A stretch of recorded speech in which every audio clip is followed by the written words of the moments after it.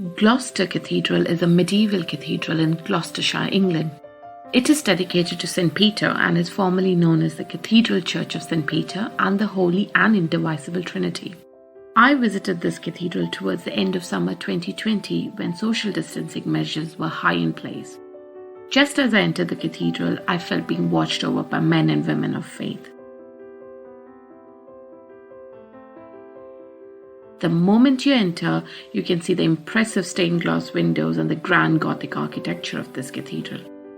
A church has existed on this site since around 679 AD. Foundation of the present church were laid during the reign of William the Conqueror in the 11th century, and further additions were made to the cathedral in the 12th, 13th and 14th century. These massive pillars supporting the roof of this nave is from those Norman times.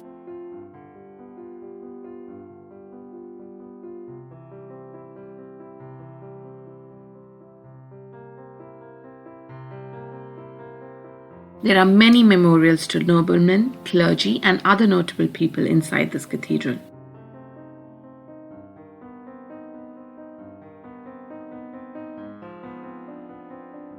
You can see headstones and elaborate tombs for some of the famous ones along the aisles, like this one.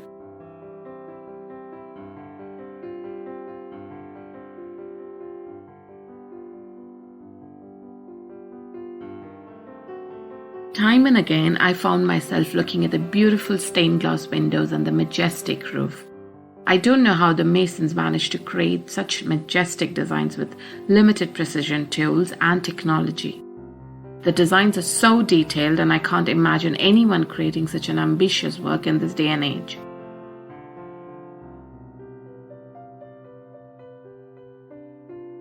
One of the most famous monuments is for Robert Curthose, who was the Duke of Normandy. He was the first son of William the Conqueror and is buried somewhere beneath the cathedral. And those who know English history know how important this person was during his lifetime. His monument has a brightly colored oak effigy.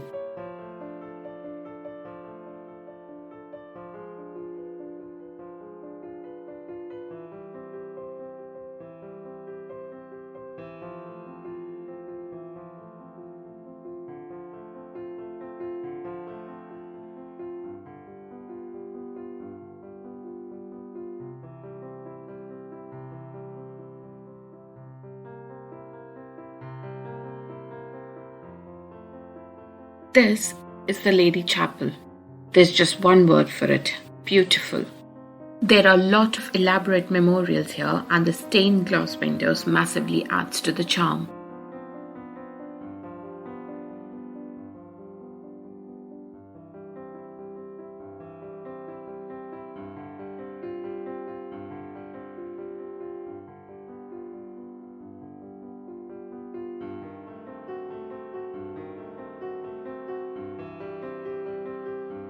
It is such a happy, calm, and peaceful place to pray and contemplate. I just lit a candle and stayed here for a word of prayer. There are many headstones set on foot for important people of faith from different times here.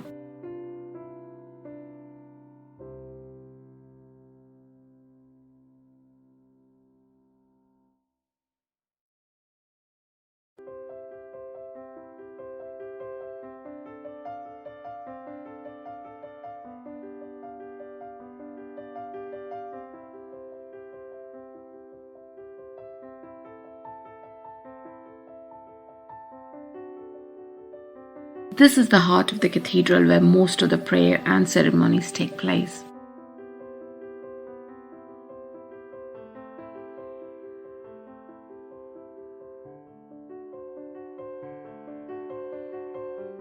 This is an eagle lectern where the Bible usually rests. It is the most common feature in Anglican churches and cathedrals and is a symbol of John the Apostle. This is where the choir sits. I wish I had heard them sing some hymns in person. I've seen some televised events though. That choir sounds heavenly.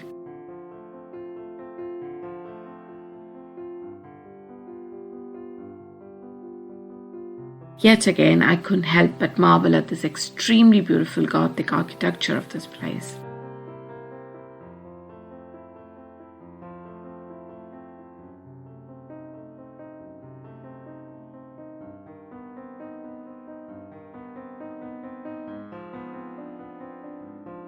This is the monument for King Edward II, who became the King of England in 1307. He was killed in the nearby Berkeley Castle. He is one of the few kings not to be buried inside Westminster Abbey in London.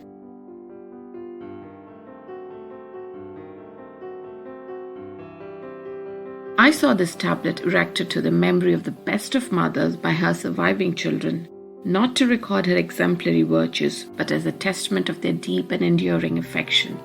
I liked such a touching tribute to a mother in a cathedral. I was curious to find the US national flag along with the British national flag inside the cathedral. Turns out, John Smith, who composed the tune for US national anthem, was born in Gloucester. His father, Martin Smith, was the organist in the cathedral in 1740.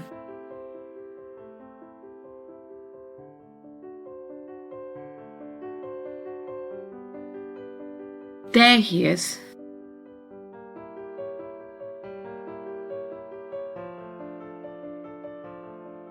I loved this beautiful monument and the imposing stained glass windows surrounding them.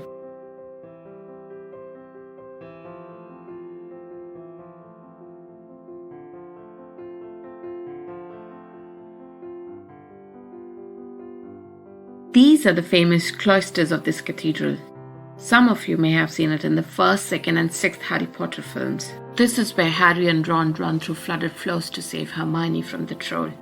Mrs. Norris was petrified here, and a message in blood appears on the wall when Ginny is dragged down the dungeons. This is also the way students walk to enter the Gryffindor common room.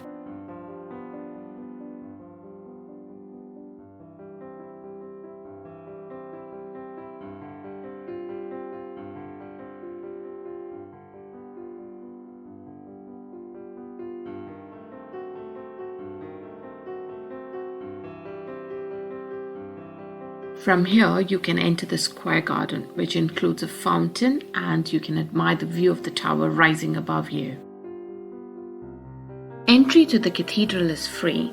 However, I think it is good to donate as it is extremely important to maintain this historic and religious place.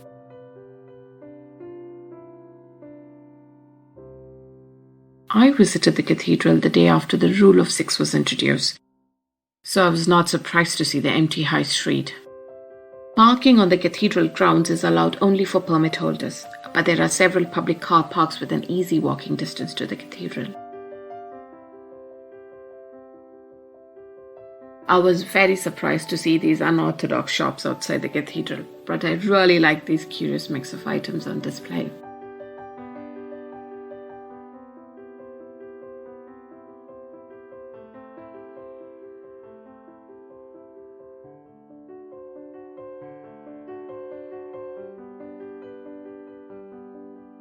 Also like the shops and buildings on the high street, and as always found an Indian restaurant for lunch.